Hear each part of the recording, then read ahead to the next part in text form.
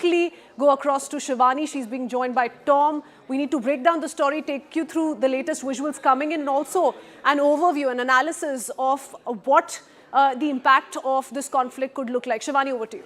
Thanks a lot. We're focusing on that F-15 downing that has taken place in Kuwaiti airspace. And these are the visuals of at least one of those American pilots.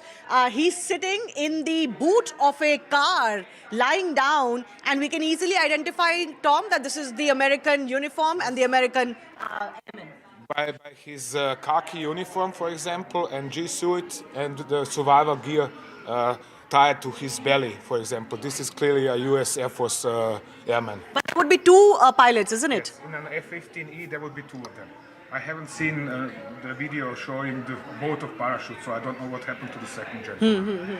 You can hold this mic as well, Tom, yes. Since I have my own. So the other pilot's whereabouts, we don't know. We don't know. We've only managed to really get information on one of the pilots. So one of the pilots is secure, and these must be the Kuwaiti people who must have intercepted this downed pilot, but they're going to take him to the US base now. Probably to the US base or to the Kuwaiti police, Kuwaiti armed forces, and then to the US base. Yeah. How rare is it for an F-15 to be downed? Quite rare. It is actually... Has it happened? It has happened. I'm currently counting in my head. It's some fourth or fifth combat loss in total. Okay. Over 30 so it's years. Pretty rare. So it's Since 1991, yes. Pretty rare. Yes. This is that footage. This is the F-15. What can you make of this footage? Well, you can make that it's an F-15 by two fins. You can make it by the form of its plan form of its wing. You can make it out by, if you look under the intakes, there are pods. These are targeting pods, navigation and targeting pods, which this is what you see then the video of bombs striking. This is usually taken by this pod under the aircraft. And you can see that the engines are burning. What does that mean?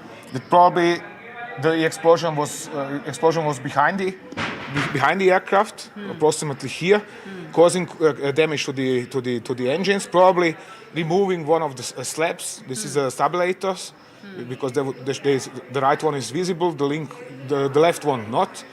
So this is why it lost control. Yeah. And then it fell into a flat spin, the crew ejected, and the rest you can see. So explain to me, what kind of capabilities do you need to down an F-15? Well, you need quite advanced, at least medium range in this case, probably medium range Iranian surface-to-air missile, for example, and it needs to have quite a hefty warhead, some 25-30 kilogram, because shooting down an F-15 is not entirely easy, because it has such sophisticated controls that it can fly without specific parts of the airframe. So tell me a little bit, Tom, who could have done this? Could this have happened from Iranian airspace or territory, or could it have happened from Kuwaiti territory itself?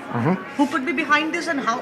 From where could it have happened? There are two options. One is that this aircraft was probably involved in intercepting incoming Iranian UAVs, and then Kuwait shot him down. Would the Kuwait do that? It could happen. It could happen. Why? Because both the surface-to-air missiles and the aircraft have to have identification friend or foe equipment which is synchronized. If it's not synchronized, the Kuwaitis are not going to recognize him as friendly and shoot at him. So it could be a friendly mistaken fire, or exactly. The second option is? The second option is that the Iranians suddenly brought in one of their mobile SAM systems, and while the jet was busy with intercepting UAVs, they shot one of the SAMs at it and shot it down. Can I ask you one question? I'm not of the military expert, of course, but he is a world's renowned. And as some of our viewers would want to know, why would you engage an F-15 to intercept UAVs? Because of these pods.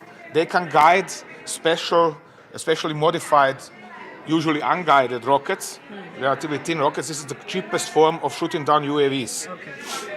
Okay. Very expensive machinery being employed, but you were saying this is still the cheapest. This is the cheapest form, yes, because the Zuni rocket, caliber 127 millimeter or less, is actually unguided. But lately, because of the increased UAV threat, they have been modified with laser guidance. But you need for these decodes, which the F-15 is carrying, in order to designate the target so that the rocket flies into the target. Okay, all right. Tom Cooper will continue to be with us, stay with us for his insights as we're witnessing now even an F-15 going down. At least one of the pilots is safe. We don't know the whereabouts of the second one. So we'll get you those updates as well. Back to you.